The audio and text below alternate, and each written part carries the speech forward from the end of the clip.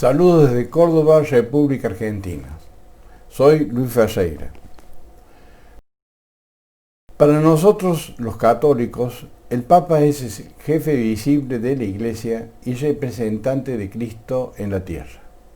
Para el resto del mundo, resulta un líder espiritual que es escuchado y respetado por su coherencia entre lo que dice y lo que hace. No obstante, es un hombre, un ser humano, y por lo tanto comete errores, tiene debilidades y pecados como cualquier otro, y lo sabemos. Todos los papas, con muy pocas excepciones, han sido objeto de censuras y también de persecuciones, a veces sumamente dolorosas.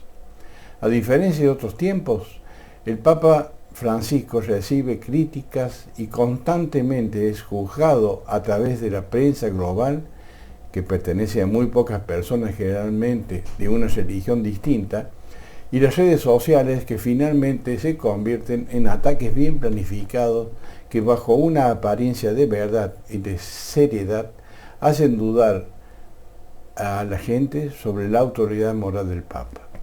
Según creo, esa y no otra es la intención que tienen los que organizan verdaderas campañas en su contra. El caos de una iglesia sin un jefe con la autoridad moral suficiente para guiarla y mantenerla unida. Hoy le vamos a dedicar un tiempo a analizar estas críticas y difamaciones, pero sabiendo que no es un tema fácil de agotar y que nuestra opinión de laico común se asienta en pobres conocimientos políticos o teológicos, pero que sin embargo son suficientes para no dejarme confundir. Ojalá les sirva de experiencia a otros para no dudar del Papa y de la Iglesia, que es santa, aunque esté formada por pecadores.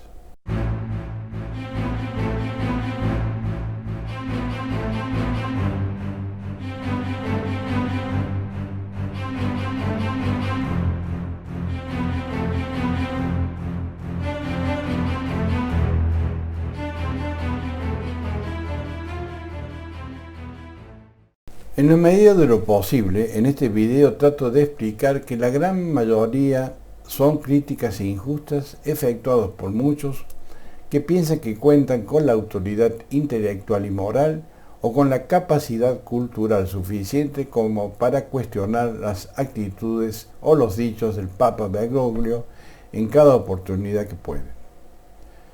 Existe un grupo numeroso que pertenece directamente a la masonería o a alguna de sus organizaciones pantalla. Esto lo han venido haciendo desde su fundación en 1717, pero ahora han profundizado sus ataques, por cuanto necesitan demoler a la Iglesia, única institución que les dice la verdad y tiene el prestigio y la coherencia suficiente como para desbaratar sus planes de dominio mundial a través de lo que conocemos como nuevo orden mundial y que es, en definitiva, un orden sin Dios. Apuntan a la cabeza para destruir el resto. Si se desprestigia la autoridad moral del Papa, la Iglesia ya no será creíble. No obstante, debo aceptar que a algunos, por estimar que son muy buenos en lo suyo, los sigo con gran respeto en las redes y con relación a otros temas. Hay otro grupo que está formado por aquellos que solo repiten las críticas y se adhieren a ellas sin saber realmente por qué, y lo hacen solo para guardar la apariencia de una modernidad que parece atraer a muchos de sus seguidores y aumentar su número. Pero en realidad son bulos conspiranoicos que no tienen correspondencia con la realidad objetiva. Si prestamos atención y lo analizamos detenidamente, todas las críticas parten de interpretaciones personales o deducciones subjetivas y nunca de hechos objetivos y probados, o bien de expresas declaraciones de Bergoglio. Parten generalmente de algún hecho que se aprueban para atribuir una contradicción con la doctrina de la Iglesia o sacan de contexto sus palabras, torciendo su significado para llevar agua a su propio molino. Conviene dar un ejemplo de los muchos que pueden darse para demostrarle.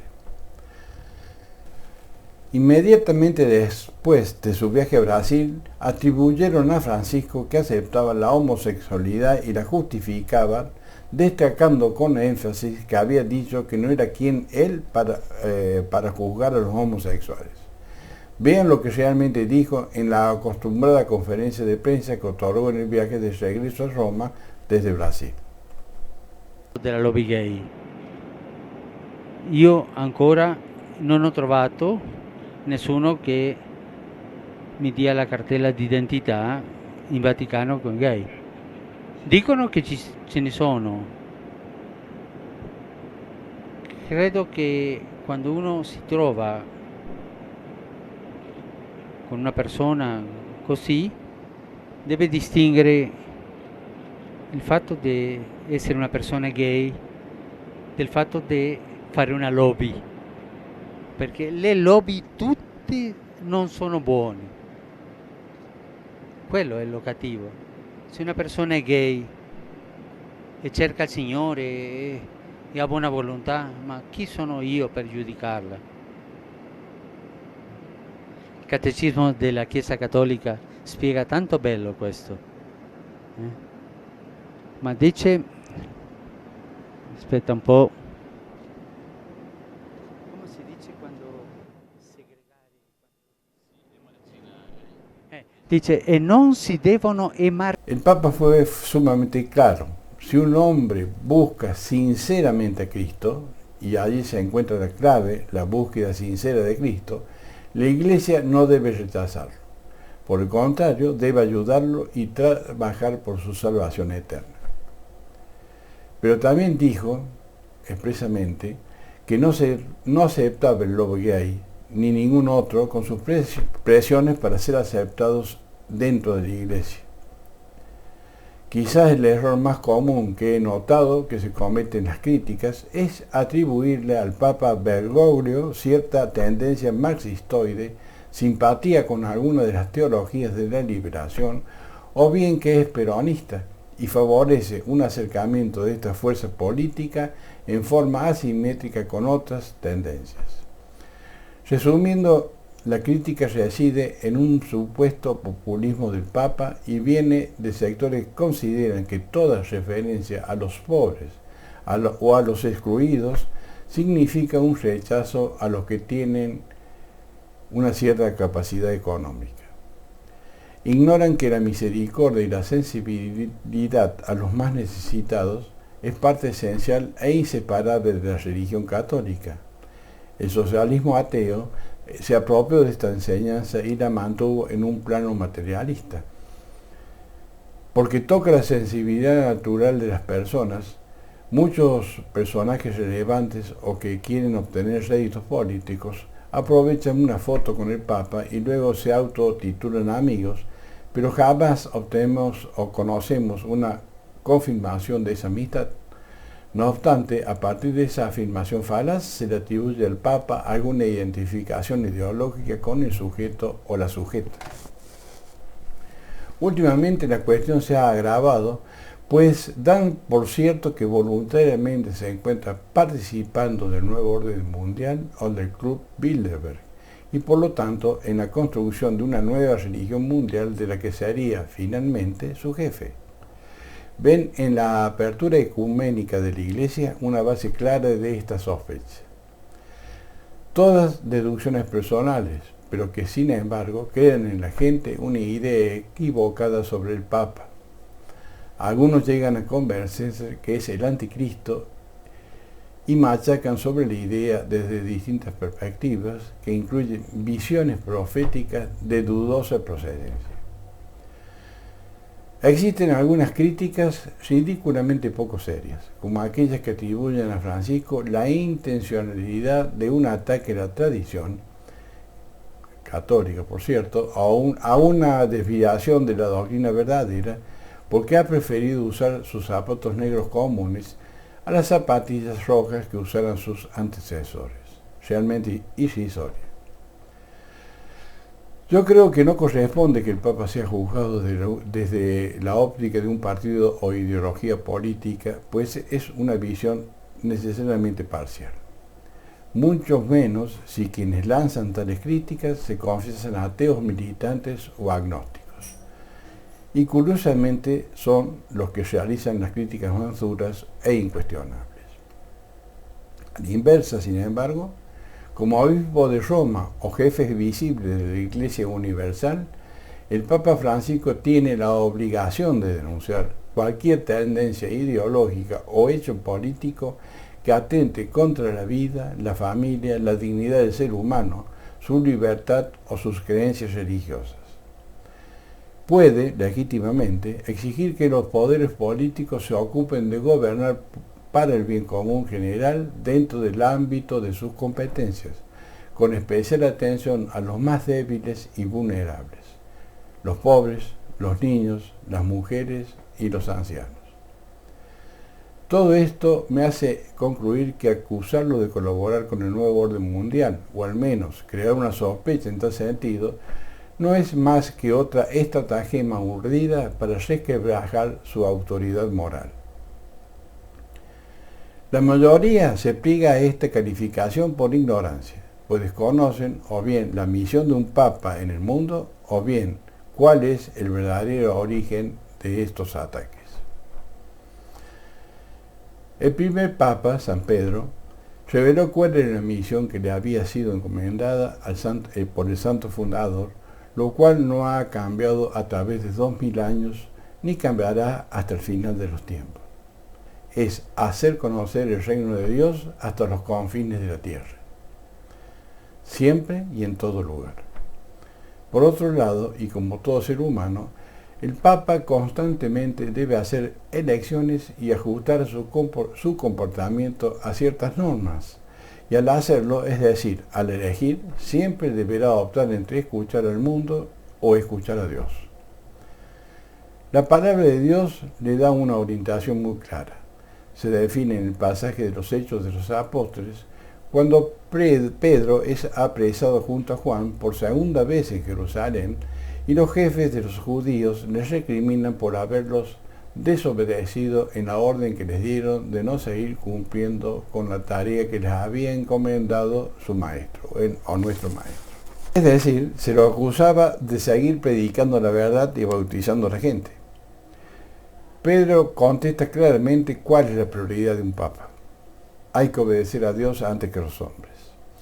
Esta contestación marca claramente el rumbo para todos los papas que lo sucedieron. Francisco no ha hecho otra cosa. Él obedece a Dios y no a los hombres y sus tendencias políticas e intereses económicos. Decir que está de acuerdo con el nuevo orden mundial o que participa del mismo resulta una grave mentira que parte del desconocimiento tanto de lo que en esencia significa el nuevo orden mundial como de la esencia del mensaje evangélico, repito. Por supuesto que las mayores críticas salen de las bocas de los dos extremos del arco ideológico, que son los dos brazos de la masonería, los liberales y los socialcomunistas, y de cualquier tendencia política que se desprenden de uno u otro pensamiento. Todos se comportan en forma eminentemente totalitaria y no admiten que el Papa los contradiga o las contradiga con la doctrina milenaria de la Iglesia. Pero esa crítica no puede pasar de aspectos que rodean la existencia física de los seres humanos. No logran comprender ni alcanzar el plano sobrenatural porque no creen en su existencia. Y esto es importante y definitorio, por cuanto hay actitudes del Papa que jamás podrán entender, ni mucho menos estar de acuerdo con ellas. Si el Papa habla de los pobres, de los excluidos y de la misericordia, no lo hace porque sea tercermundista, promarxista o populista, sino porque se lo manda el Evangelio. Es parte inseparable de su misión y de su jerarquía. Y esto también molesta mucho a los liberales, por cuanto los pone en evidencia con su individualismo prescindente de todos los demás y que no quieren que se los saque de su ámbito de bienestar. Nadie en su sano juicio puede asegurar y menos probar que el Papa Francisco apoye o esté de acuerdo con el aborto, la contracepción, la cultura LGTB, la eutanasia o en definitiva con la ideología de género. Entonces, resulta francamente afiebrado querer ubicarlo en el nuevo orden mundial, que es el origen y beneficiario de todos estos males. Resulta una verdadera contradicción, como dije antes, producto de la ignorancia. Es curioso que nadie diga nada de las condenas efectuadas por el Papa, por ejemplo, al endeudamiento injusto de las naciones, a la corrupción, a la inmensa cantidad de recursos económicos destinados a la fabricación de armas, a su crítica directa a la mafia siciliana, por ejemplo, a la ideología del género, a la trata de blancas, el trabajo esclavo, al narcotráfico y a los poderes mundiales por la pobreza y miseria creciente de inmensas cantidades de personas en el mundo. Sin agotar esta cuestión, tampoco lo que dice con relación a las muertes de millones de personas por las guerras civiles, la falta de agua y comida, etc. Los católicos, con el Papa a la cabeza, nos esforzamos por ajustar nuestra vida a normas morales absolutas que no cambian con el tiempo. Básicamente es cumplir con la ley natural dada por Dios a Moisés y que conocemos por los 10 mandamientos, más el que agregó el Salvador, amar al prójimo como a uno mismo. Este es un elemento que raramente es tenido en cuenta por quienes prescinden de Dios y apuestan todas sus fichas solo a la autosuficiencia de la razón humana y a la ciencia empírica. Es decir, en nuestra ecuación ingresa siempre el orden sobrenatural y el anhelo de la salvación para la vida eterna. Para eso Dios se hizo hombre. El Papa, más que nadie en el mundo, jamás se arriesgaría esa salvación eterna por intereses personales, codicia o ambición política, ni siquiera por ser el dueño del mundo. En consecuencia, la crítica o los ataques al Papa adolecen del concepto de trascendencia y no logran superar el mero plano material. Un ejemplo claro es todo aquello que ha dicho el Papa con relación a la familia, basada en el sacramento del matrimonio entre un hombre y una mujer con el fin de tener descendencia. Quienes viven de un modo distinto a esta premisa, evidentemente van a criticar al Papa para justificar su estilo de vida. Los poderosos del mundo tampoco van a aceptar las denuncias efectuadas contra la ambición y codicia desenfrenada, que es la causa del endeudamiento impagable de las naciones, como ya dije, la depredación del medio ambiente, la industria de las armas, la mortandad y migración producida por las guerras, hambre o falta de agua, la inmensa cantidad de pobres que claman al cielo y muchos males que aquejan las sociedades actuales. No es ilógico pensar que quienes son la causa de estos males o ven peligrar sus negocios de incuestionable poder y riqueza, inagotables, encarguen campañas para quitarles prestigio a quien los hostiga desde la verdad más absoluta. Necesitan desgastar hasta hacerlo desaparecer el liderazgo moral del Papa y de la Iglesia Católica, quitándoles toda credibilidad. Así ha sido siempre a través de la historia, pues detrás de los hombres que intentan demoler a la Iglesia siempre ha estado el soberbio y envidioso Satanás. Y esta es, definitivamente, la guerra espiritual que libramos desde siempre. Cuando digo esto, no puedo olvidar que el Señor les dijo a Pedro, y es válido para todos los papas, lo siguiente: Simón, Simón, mira que Satanás ha pedido permiso para sacudirlos a ustedes como a trigo que se limpia. Pero yo he rogado por ti para que tu fe no se venga abajo, y tú, cuando hayas vuelto, tendrás que fortalecer a tus hermanos. Esto lo pueden leer en el Evangelio según San Lucas, capítulo 22. Tenemos que ocuparnos por nuestra vida espiritual y no gastar esfuerzos en detectar los defectos o pecados de los otros. Debemos dejar de buscar la paja en el ojo ajeno y descubrir la viga en el nuestro. Debemos dejar de justificar nuestros propios pecados, nuestros propios errores, y falencias en hacer resaltar los errores o los supuestos errores ajenos. No vamos a mejorar nuestra vida criticando al Papa, yo les lo puedo asegurar. Es un gran error inconducente dejarse seducir por los que atacan a la Iglesia en la persona del Papa Francisco, por lógicas que aparezcan sus mentiras. Debemos depositar nuestra confianza absoluta en el Salvador, que prometió que estará con su Iglesia hasta el fin de los tiempos, y que las fuerzas del infierno nunca prevalecerán sobre ellas. Y Cristo es la verdad. En lo personal prefiero quedarme cerca del Papa, porque allí están Cristo y su Santa Madre. Creo, por el contrario, que debemos rezar mucho por el Papa, quien debe enfrentar muchas veces en la soledad más absoluta los poderes más grandes e influyentes de este mundo. Espero que estas humildes reflexiones les sirvan para sentirse tranquilos y en paz, permaneciendo fieles a Cristo, a su Evangelio y a su Iglesia. Y si es así, les propongo que compartan el video con sus contactos, obséquienos un me gusta y suscríbase a este canal dándole un toque a la campanita para que les notifiquemos de un próximo video. Y es importante que recuerden que no hay paz sin justicia y no hay justicia sin paz.